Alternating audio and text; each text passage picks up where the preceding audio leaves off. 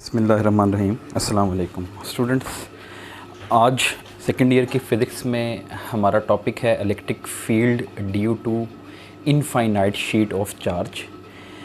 अब हमने last time ये देखा था कि गॉसेस लॉ अप्लाई करके हम किसी चार्ज कन्फिग्रेशन की वजह से, और वो चार्ज कन्फिग्रेशन ऐसी होनी चाहिए जिसमें कुछ ना कुछ सिमेट्री हो, हम उसकी वजह से इलेक्ट्रिक फील्ड मालूम कर सकते हैं। तो और गॉसेस लॉ अप्लाई करने के लिए ज़रूरी ये था कि हम एक इमेजिनरी क्लोज्ड सरफेस अज्यूम करते हैं, और वो इमेजिनरी क्लोज सरफेस की प्रॉपर्टी ये थी कि वो एटलीस्ट उस पॉइंट में से ज़रूर गुज़रनी चाहिए जिस पॉइंट के ऊपर आप इलेक्ट्रिक फील्ड इवेल्युएट करना चाहते हैं। और नंबर 2, उसकी शेप ऐसी होनी चाहिए कि जिस शेप से आप इलेक्ट्रिक फ्लक्स ईज़िली क्या कर सकें, कैलकुलेट कर सकें। तो आज का हमारा टॉपिक पहले है इनफाइनाइट शीट ऑफ चार्ज। अब देखिए ये इनफाइनाइट शीट ऑफ चार्ज क्या चीज़ है। तो ये आप समझें कि ये एक शीट है, जैसे एक पेपर होता है, लेकिन ये ऊपर से प्लस इनफाइनाइट और नीचे से माइनस इनफाइनाइट की तरफ जो है वो क्या हो रही है, चल रही है। ये दाएं जानिब से प्लस इनफाइनाइट, बाएं जानिब से माइनस इनफाइनाइट की तरफ चल रही है। हमने यहाँ पर ये जो बनाई है शीट, ये एक्चुअली में उस बड़ी शीट का एक छोटा सा जो है वो क्या है, टुकड़ा है, जो हमने यहाँ पर अपनी आसानी के लिए प्लॉट कर लिया है। सबसे पहला क्वेश्चन कि हम इनफाइनाइट शीट क्यों कंसिडर करते हैं। हमने जब इलेक्ट्रिक फील्ड लाइंस वाला टॉपिक पढ़ा था, उसमें बिल्कुल लास्ट पे हमने देखा था electric field between plates of the capacitor. अब यहाँ पर ये एक पॉजिटिव शीट है या पॉजिटिव प्लेट है, और दूसरी जो है वो नेगेटिवली चार्ज जो है वो शीट है।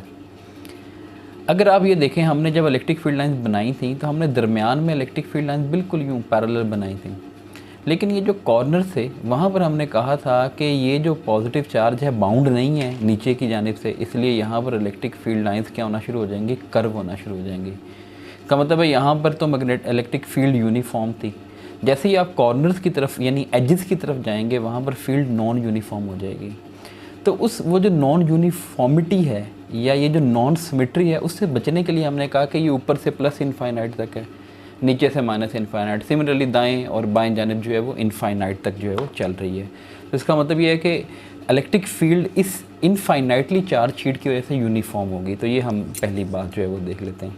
दूसरी बात, जब चार्ज डिस्ट्रीब्यूट कर दिया जाता है तो उस वक़्त जो है वो आपको चार्ज की अमाउंट नहीं दी जाती। उस वक़्त जो क्वांटिटी आपको गिवन होती है उस क्वांटिटी को कहा जाता है चार्ज डेंसिटी। अब चार्ज डेंसिटी क्या चीज़ है, आप डेंसिटी जानते हैं, वैसे होती है मैस डिवाइडेड बाय वॉल्यूम। यानी अगर आपने वाटर की डेंसिटी फाइंड करनी हो या किसी दूसरी चीज़ की, सॉलिड की या लिक्विड की, यहाँ पर चार्ज की डेंसिटी है। चार्ज की डेंसिटी जो है वो 3 तरह की होती है। पहली को कहा जाता है लाइन चार्ज डेंसिटी, यानी अगर आपने एक वायर ली, बहुत ही बारीक सी वायर, उसके ऊपर चार्ज को क्या कर दिया, डिस्ट्रीब्यूट कर दिया, तो आप क्या काम करेंगे, लाइन चार्ज डेंसिटी मालूम करेंगे। उसको लैम्डा से ज़ाहिर करते हैं, वो होता है amount of charge divided by total length of that line. दूसरी चार्ज डेंसिटी जिसको हमने आज यूज़ करना है उसे कहा जाता है सरफेस चार्ज डेंसिटी। अब सरफेस के ऊपर, यानी ये देखें, ये जो बोर्ड है ये एक सरफेस है, 2 डायमेंशनल सरफेस है। इसका जो है वो क्या है, ये एक्स एक्सिस है और ये जो है वो वाई एक्सिस है। तो इसका मतलब है इस सरफेस का कोई ना कोई एरिया होगा, इसके ऊपर चार्ज को डिस्ट्रीब्यूट कर दिया जाए तो उसे कहा जाता है सरफेस चार्ज डेंसिटी। सिग्मा से ज़ाहिर करते हैं, वो होता है चार्ज डिवाइडेड बाय एरिया। अब इसका यूनिट भी साथ ही देख लें, चार्ज का यूनिट है कूलम और एरिया का यूनिट होगा मीटर स्क्वायर, तो कूलम पर मीटर स्क्वायर बन जाएगा। और तीसरी जो है वो जिसको आप कहा जाता है वॉल्यूम चार्ज डेंसिटी, तो वो रो से नॉर्मली ज़ाहिर किया जाता है चार्ज पर यूनिट वॉल्यूम। तो हमारा फ़िलहाल जो वास्ता पढ़ना है वो है सरफेस चार्ज डेंसिटी से, वो है Q/A। इसका मतलब है इसके ऊपर चार्ज यूनिफॉर्मली डिस्ट्रीब्यूट हुआ है। अगर आपको किसी भी एरिया A के ऊपर चार्ज मालूम करना है तो आप क्या करेंगे, इस एरिया को इधर मल्टीप्लाई कर देंगे, Q क्या आ जाएगा, सिग्मा A के इक्वल आ जाएगा। अब मुझे इस पॉइंट P के ऊपर इलेक्ट्रिक फील्ड मालूम करनी है। ये पॉइंट P है जिसके ऊपर इलेक्ट्रिक फील्ड मैं मालूम करना चाहता हूँ इस इनफाइनाइटली चार्ज शीट की वजह से।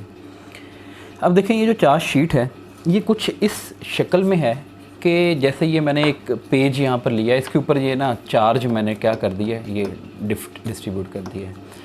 अब दूसरी साइड के ऊपर भी क्या है, चार्ज डिस्ट्रीब्यूटेड है। इसका मतलब है ये शीट अगर यूँ पड़ी हुई है तो इस शीट के दाएं जानिब भी इलेक्ट्रिक फील्ड होगी, क्योंकि पॉजिटिव चार्जेस की वजह से हम पढ़ चुके हैं इलेक्ट्रिक फील्ड लाइंस आउटवर्ड होती हैं, बाहर की जानिब। और अगर इसकी लेफ़्ट साइड पे भी चार्ज मौजूद है तो इसका मतलब है इलेक्ट्रिक फील्ड लाइंस यूँ बाएं जानिब भी होंगी। तो दाएं जानिब भी फील्ड लाइंस हैं और यूनिफॉर्म डिस्टेंस के ऊपर हैं, क्योंकि चार्ज यूनिफॉर्मली डिस्ट्रीब्यूट हुआ हुआ है और इनफाइनाइट एक्सटेंट तक है। बाएं जानिब भी फील्ड क्या होगी, यूनिफॉर्म होगी। तो इसका मतलब है इस प्रॉब्लम की जो सिमेट्री है वो ये है कि हम क्या करेंगे, एक इमेजिनरी क्लोज्ड सरफेस कंसिडर करेंगे। वो जो इमेजिनरी क्लोज सरफेस हम लेंगे वो किस शेप में लेंगे, वो सिलेंडर की शेप में लेंगे। सिलेंडर क्या होता है, जैसे ये मार्कर है, ये एक सिलेंडर की शेप है। इसमें देखें ये इसका अपर फेस है, इसे कहा जाएगा अपर क्रॉस सेक्शन।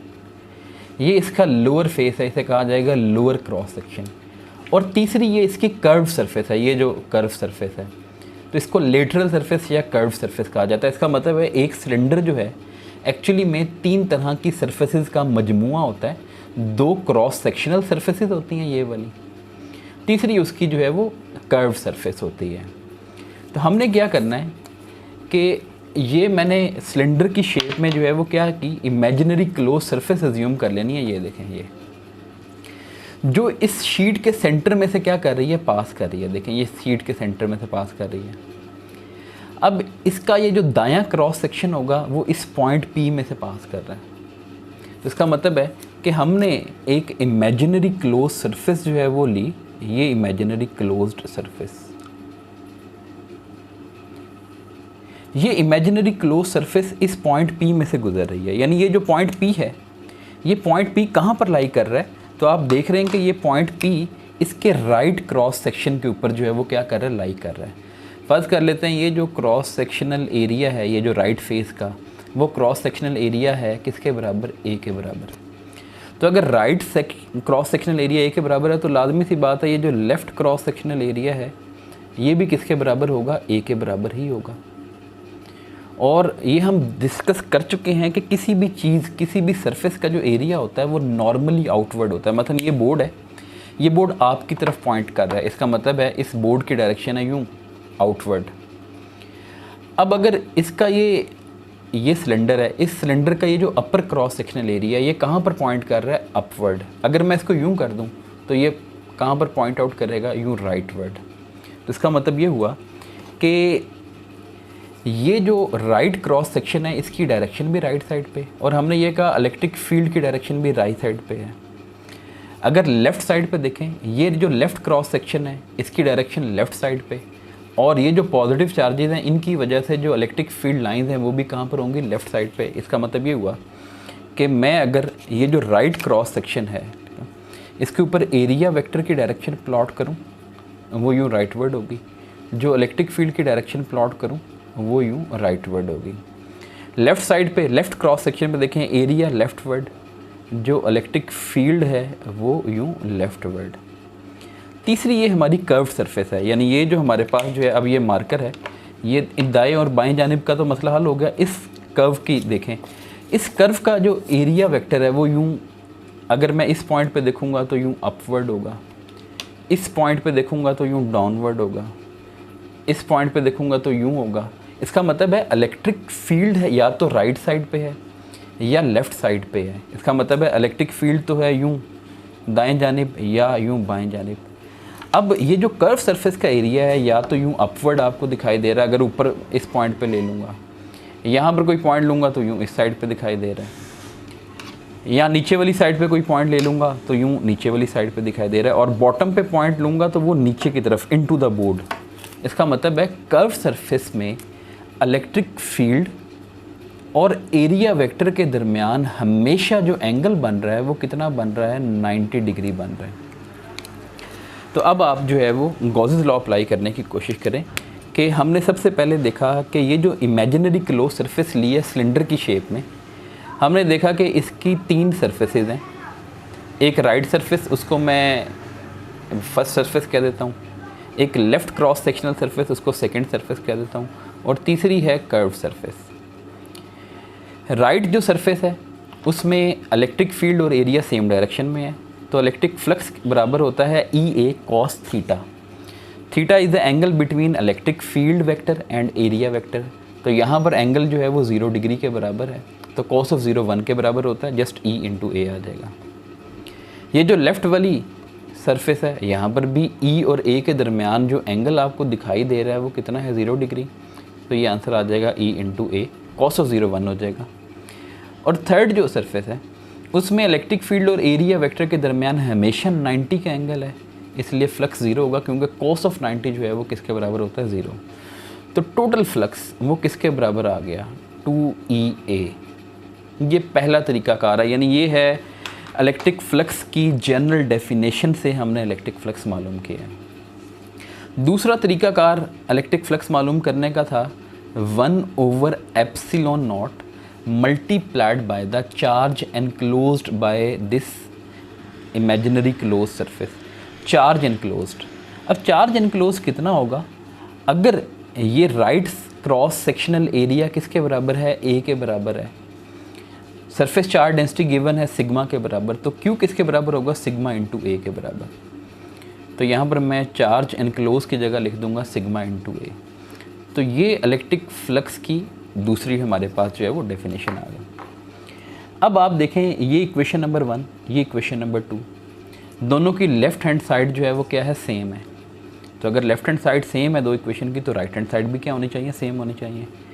इसकी राइट हैंड साइड पे लिखा हुआ है 2EA, इस इक्वेशन की राइट हैंड साइड पे लिखा हुआ है sigma A over epsilon naught. A से A कैंसिल हो जाएगा, 2 को इधर डिवाइड कर दें, E is equal to sigma over 2 epsilon naught आ गया। ये है इलेक्ट्रिक फील्ड।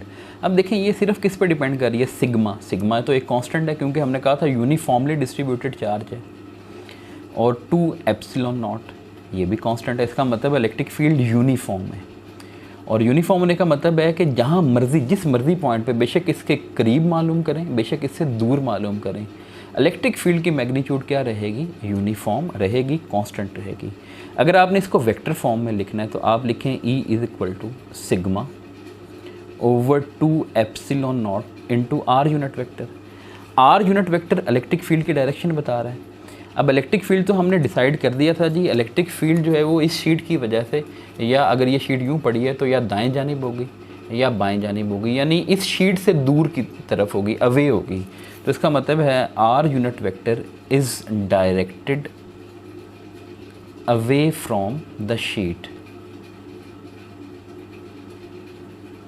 तो इस चार्ज शीट से वो दूर की जानिब जो है वो होगा, यानी यूँ या राइट वर्ड या लेफ्ट वर्ड। तो ये है electric field due to an infinite sheet of charge.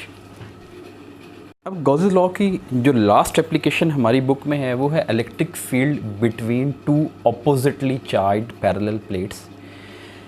ये भी एक प्लेट है, प्लेट का मतलब है ये शीट है, उसी तरह से जैसे अभी हमने थोड़ी देर पहले देखा ये, तो ये समझे कि एक पॉजिटिवली चार्ज शीट है, और बिल्कुल इसके पैरेलल यहाँ पर एक नेगेटिवली चार्ज शीट रखी हुई है। तो इसका मतलब है एक शीट ये, दूसरी शीट ये। अब होगा ये कि इस शीट के ऊपर अगर पॉजिटिव चार्ज मौजूद है, यानी आप समझिए ये कैपेसिटर ही है जिसको आपने चार्ज किया हुआ है, और यहाँ पर जो शीट पड़ी हुई है उसके ऊपर अगर नेगेटिव चार्ज मौजूद है, तो आप जानते हैं पॉजिटिव चार्जेस नेगेटिव चार्जेस को अट्रैक्ट करते हैं। तो पहले तो हमने कहा था कि इस शीट के दोनों जानिब जो है वो क्या मौजूद है, चार्ज मौजूद है। अब सारा का सारा चार्ज जो है वो इस शीट के, यानी ये जो पॉजिटिवली चार्ज प्लेट है, इस पॉजिटिवली चार्ज प्लेट के बिल्कुल नीचे की जानिब जो है वो इसकी सरफेस पे, ये लोअर सरफेस के ऊपर जो है वो सारा का सारा चार्ज आ जाएगा। और ये जो नेगेटिवली चार्ज प्लेट है, इसका सारा नेगेटिव चार्ज, यानी जो एक्सेस नेगेटिव चार्ज इसके ऊपर है, वो इस शीट की अपर सरफेस के ऊपर आ जाएगा, क्योंकि अट्रैक्शन है इन दोनों के दरमियान। अब आप जानते हैं इलेक्ट्रिक फील्ड लाइंस हमेशा पॉजिटिव चार्ज से स्टार्ट होती हैं और नेगेटिव पे ख़त्म होती हैं। तो इसका मतलब है यूँ इलेक्ट्रिक फील्ड लाइंस जो हैं वो चल रही हैं। हम ये बात जो है वो डिसाइड कर चुके कि पॉजिटिव चार्ज इस लोअर सरफेस के ऊपर मौजूद है, अंदर मौजूद नहीं है। ये दिख अंदर रहा है लेकिन ये इसकी सरफेस के ऊपर मौजूद है। ये नेगेटिव चार्ज इसकी सरफेस के ऊपर मौजूद है। तो इसका मतलब ये हुआ इलेक्ट्रिक फील्ड जो है वो ये इस पॉजिटिव प्लेट की ये जो आउटर सरफेस है यहाँ से स्टार्ट होती है, जहाँ पर चार्ज पड़ा हुआ है, और ये जो नेगेटिवली चार्ज प्लेट है इसकी ये जो सरफेस है यहाँ पर ख़त्म हो जाती है।